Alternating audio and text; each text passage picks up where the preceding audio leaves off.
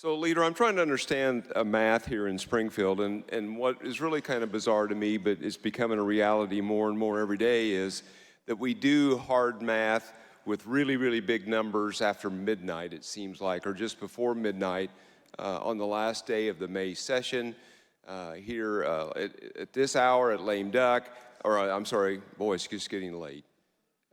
In this veto session, we do this stuff over and over again at Lame Duck.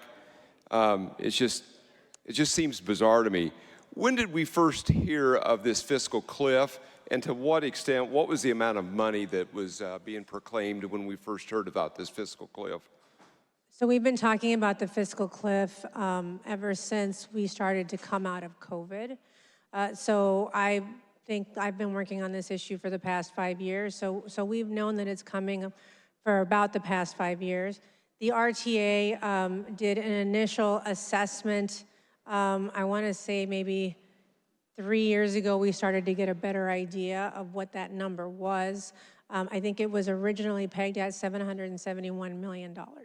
Okay, and so we've had 3+ years at $771 million. Then most recently, we heard a new number of about $200 or $230 million was the real number. When did that number appear?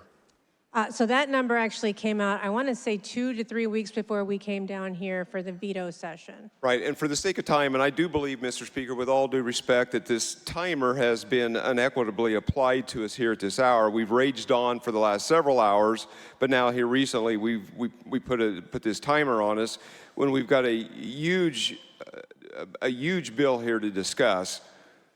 That said, I'd like for you to discuss how $500 million just disappeared, where that went, but I won't. My question is this $860 million that you want to sweep from the road fund, and that's an annual number, right, into perpetuity? That never goes away? So I wouldn't characterize this as a sweep of the road fund. And I know I was actually saying this a little bit earlier. I would like for us to start calling it the transportation fund, because that's what those dollars were intended for. Time is short, so you want to call it a transportation fund, and that's a great point. And I don't mean to cut you off.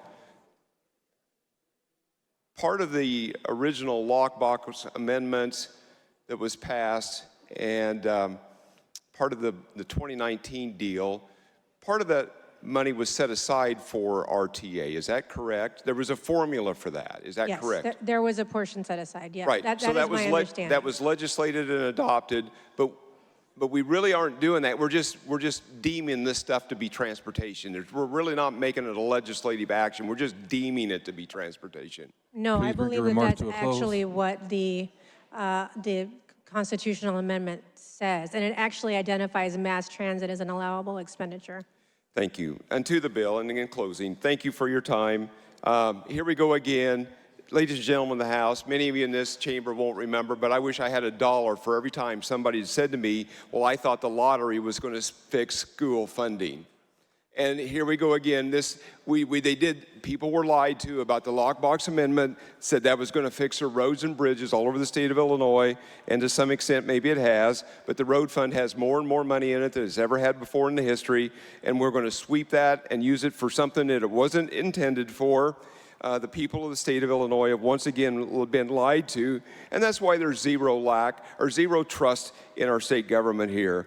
We've heard a lot this week, and most recently in the last few hours, about freedom and liberty and constitutional rights and the like.